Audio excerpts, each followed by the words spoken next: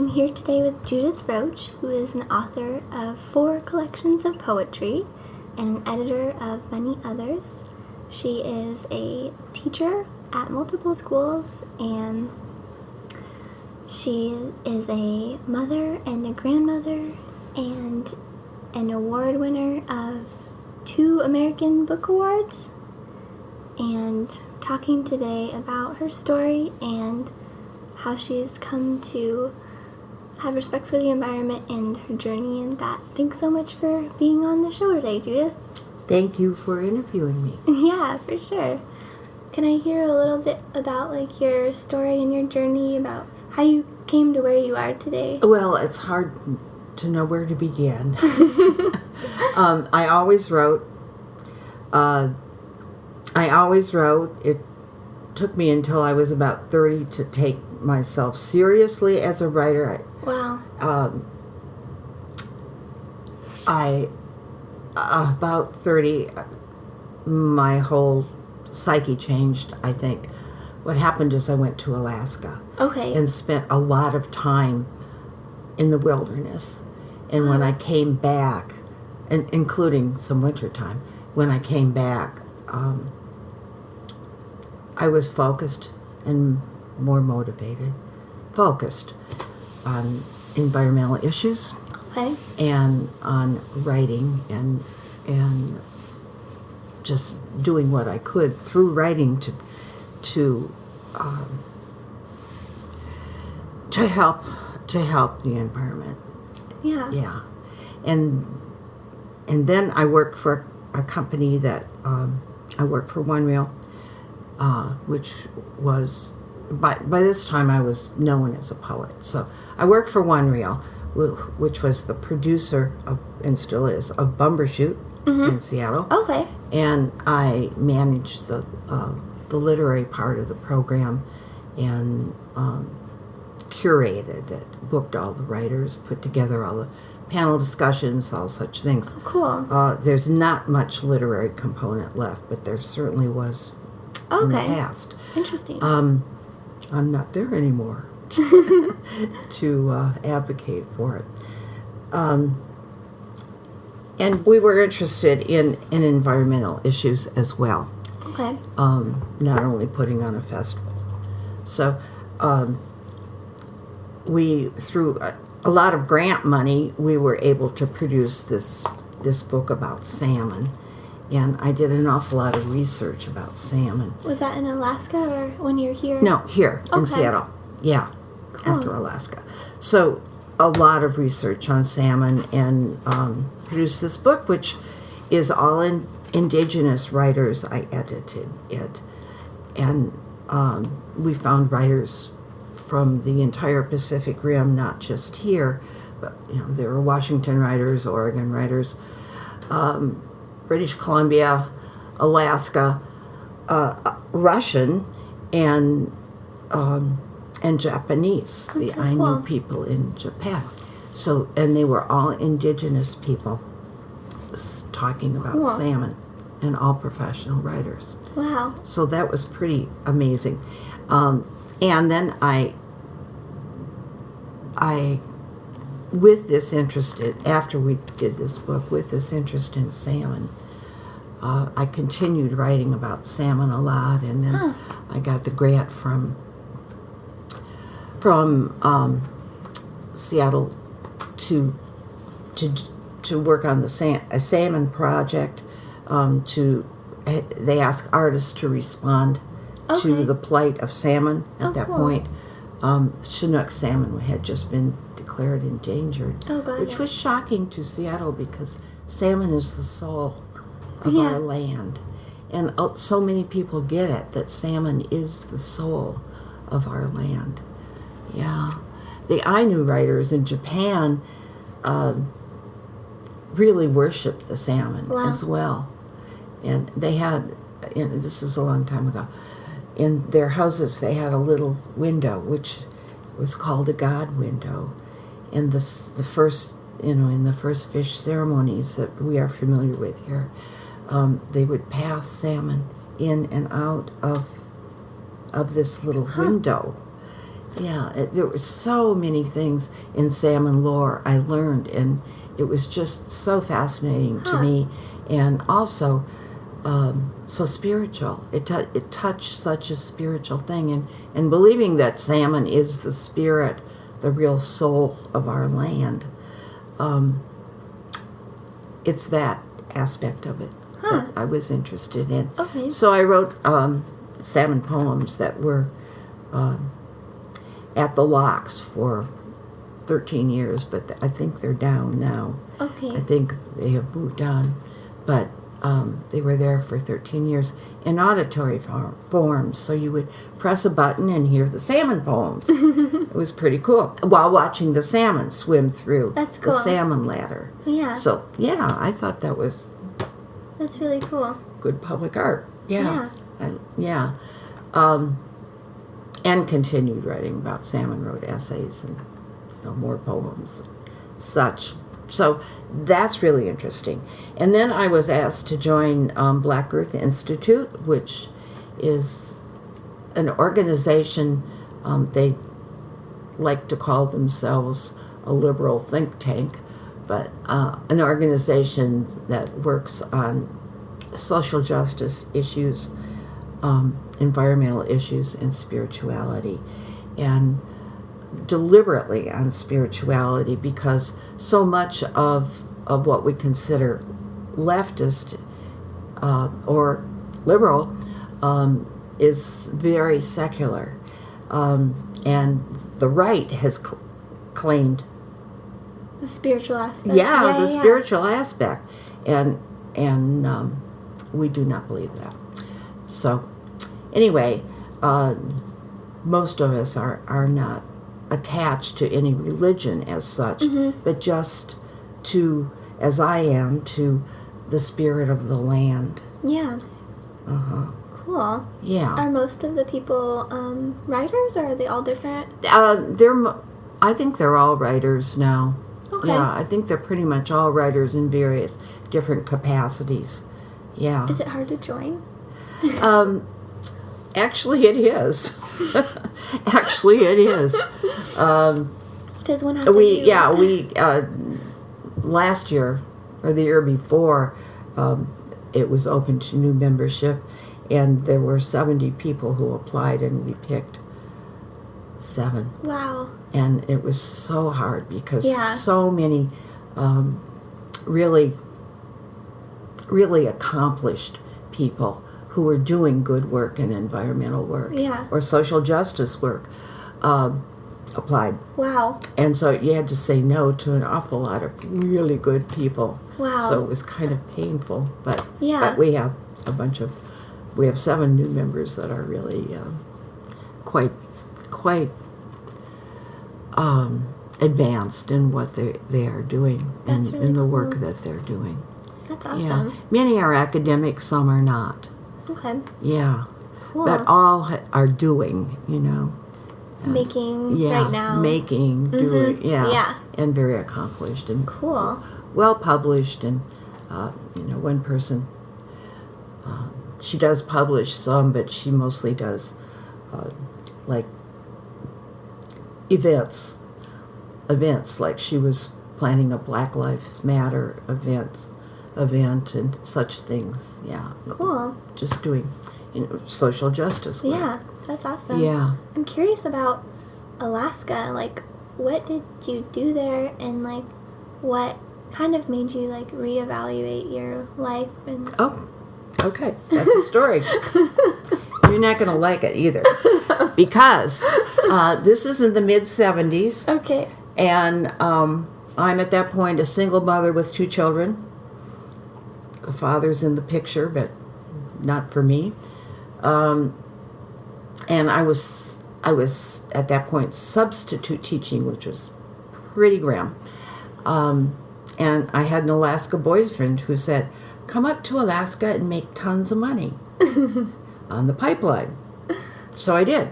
So yeah, children with their father, and I went to Alaska and made what for me was a ton of money, What did in you those do? days. Oh, worked on the pipeline. I was a laborer. I did a lot of drilling and riveting and, Wow.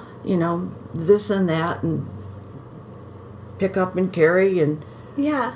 put this together, couple this together, couple that together. Wow. Yeah, on a big crew. Cool. Yeah. So that was fun.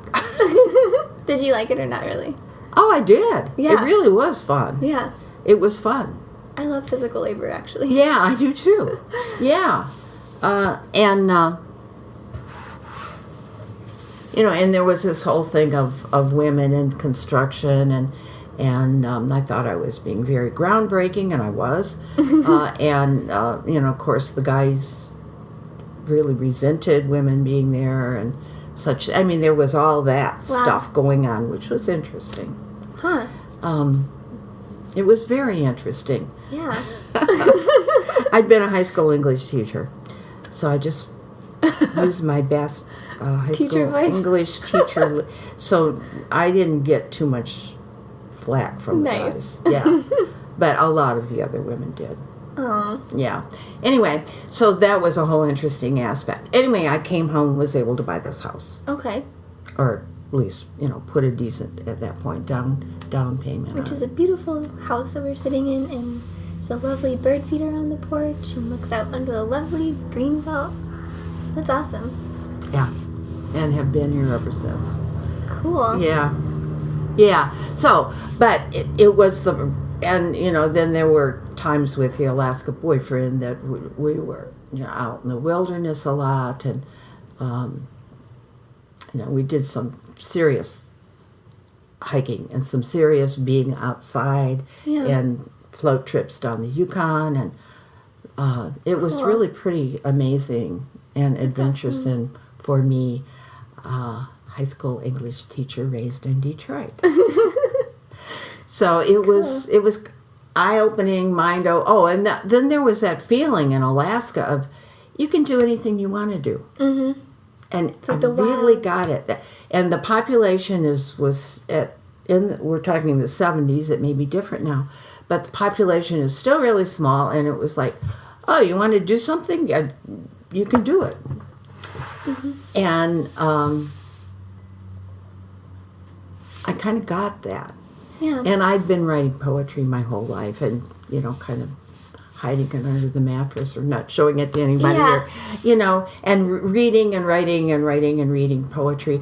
I loved poetry from the time I was very tiny. Really? And read a lot of it when I was, in grade school and when I was a child. It was all the old 19th century poetry, of course, then. Yeah. Which was what I could find. Yeah. That's cool. Yeah, and so then, later I'm learning about contemporary poetry and such. So Cool. I did that. So when I got home from Alaska, my whole mindset had changed. What did you do? Yeah. Well, I started publishing a lot, and then I started, I got the one real job, which was curating literature program, basically. And also I was part of an artist in residence program for Washington State. Okay. And went around and taught poetry in 2-week sections here and there and here and there, including in prisons, which was also pretty interesting. Wow. And, and realized that writing is just a lifesaver for many people, for many For the people. writer or the reader or both? Well, both, but I'm speaking of the writer, Yeah. children who just really couldn't express themselves were able to express themselves. Language is I like to say, language is the closest thing to consciousness. Language is consciousness in a lot of ways.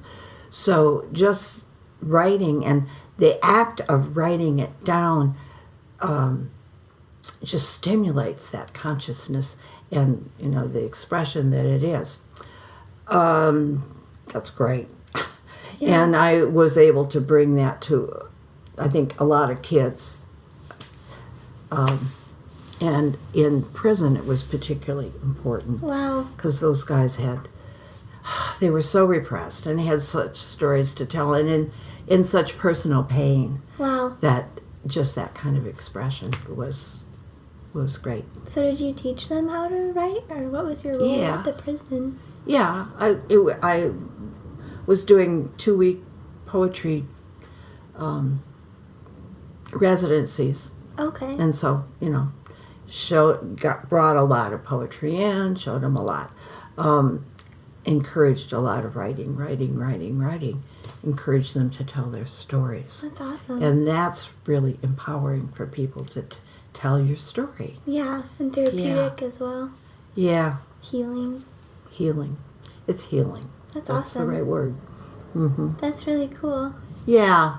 And, of the various many different things I've taught, I also taught incarcerated children, girls in Tacoma at Reman Hall.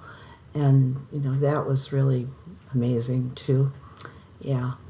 I've also taught at Seattle U and at Cornish and at SPU and, various different universities. Cool. But I've not had an academic career. Okay. Has it been more like adjunct positions? Oh, it's been adjunct. And Seattle U, I was writer in residence. Okay. For a while. I'm sad I missed you at SPU while I was there. That would have been really cool to have taken a class from you. Yeah. Do you still teach? I do at Hugo House. Oh, great. In fact, I'm teaching next Saturday a class. Oh, cool. Just a 1-day, 3-hour. But That's then awesome. I'm teaching a 6-week in the fall at Hugo House. Do you still love to teach? I do. I really do. And, I'm pretty retired from most of the work I've done right now, but I'm certainly writing, and teaching at Hugo House is perfect for me. It's now my favorite kind of students, intelligent adults who bring whole lives to what they're doing. And how refreshing is that? And it's, they have things to say, and they've thought, and they're intelligent adults. And it's a whole lot different than teaching Kids. College students. Oh, and college students, yeah. Kids bring another thing to it. Kids, bring their freshness and their... Playfulness. Yeah, playfulness and just childness to it. Yeah, imagination. Yeah, imagination. And, certainly that's there in college students as well. But they have other agenda, mostly. And it's kind of taught out of us, I feel like, a little bit in school. Growing up in high school and college, you're taught exactly how to write, and this is the way you need to do it. This is how you express yourself. That's why poetry is so liberating, because it's not that kind of writing that you can do whatever you want. Yeah. That's really cool. Yeah.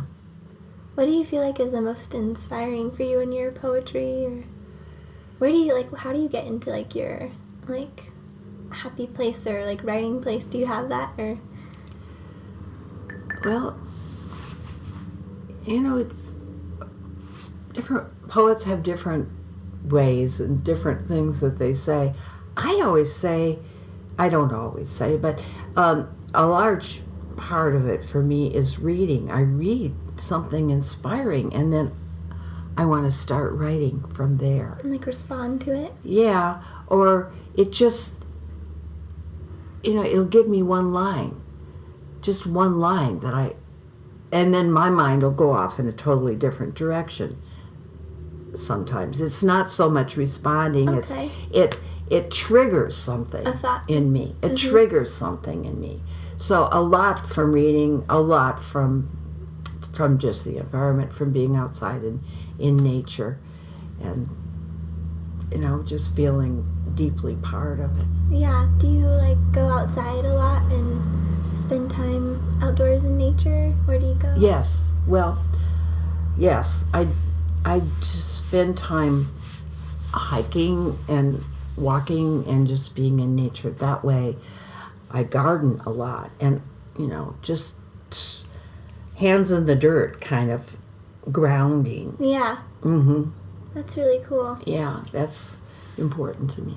I feel like a lot of the poetry in All Fire, All Water was very, like, I found a lot of, like, botanical references and stuff. Yeah, and of course then so then I'm interested in something, so then I read about it. Mm-hmm. Yeah, and I do a lot of research, actually. Really? Yeah. Yeah, well, for the salmon, I didn't come knowing all that stuff. You have to research it. Yeah. Yeah. Huh. And I've also written another big interest. I don't know if you saw this in All Fire, All Water, but mythology. Yeah. Yeah, I mean, which is part of the spirituality thing. And so I've done a lot of research on that. And, the ancient Greeks have been really important to me, Euripides, Heraclitus, and Sappho. I've done a lot of research on Sappho. Oh, cool. Yeah. What are some of the other, people that you love? Do you have other people you love to read? Authors? Robert Duncan, as a poet, has been very important to me. Diane de Prima has been really important to me, and she fed that whole mythology thing for me in her book Lobo, which I really loved. Who else? I mean, so many. It's hard to, it's hard to say one and, focus on. Yeah, totally. Yeah. Just a collaboration of people. Yeah. But I was able to study with Robert Duncan and Diane de Prima, and that has been very important to me. Anne Carson I've been reading a lot recently. I'm really liking her. Cool. Yeah. I will have to check out all those people. I imagine if I like your work, I might like them too. Because you're pretty influenced by them. I am. That's awesome.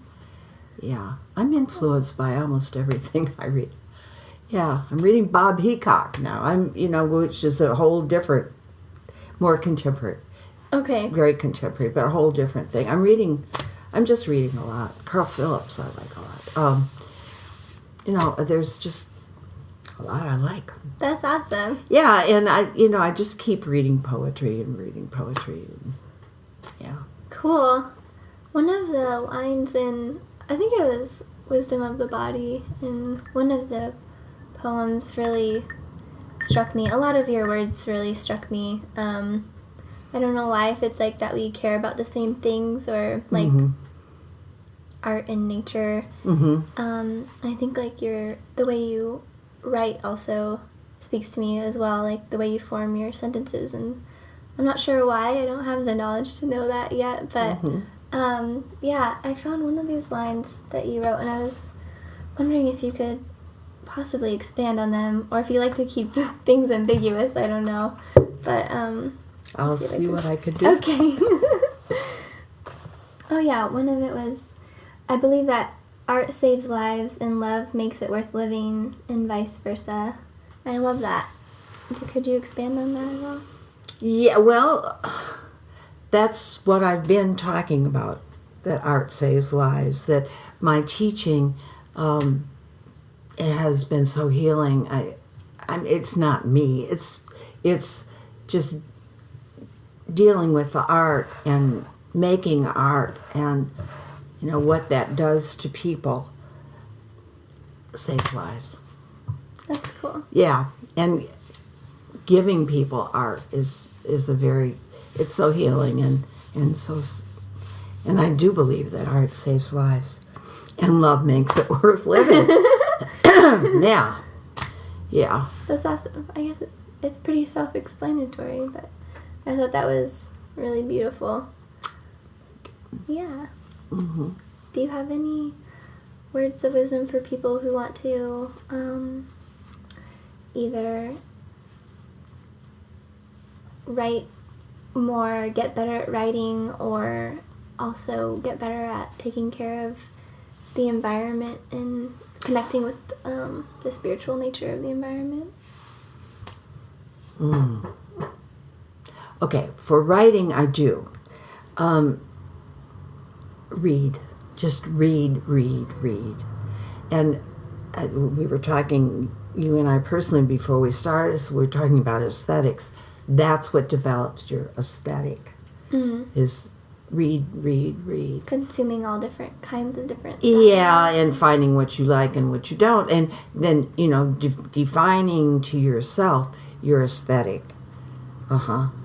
And it's, of course, connected with, for me, with my love of nature and that aesthetic. And feeling, and just feeling the connectedness of all beings and all things of the earth is, for me, that's kind of a bottom line for the spirituality of it. Feeling connected to the salmon, feeling connected to my earth out there. Hello. Hello, cat on my lap now. Yeah, to my trees, just feeling that connection and that living, breathing thing that it is. And even the earth, which we don't think of as breathing, but it is in its way. Yeah. So would you say just taking the time to observe those elements? Yes. And yeah, to think of the soul in the rock. Yeah, finding soul, spirit in all everywhere. Things. Yeah. Cool. Thanks so much, Judith. I really enjoyed talking with you and learning more. Thank you. I enjoyed it too.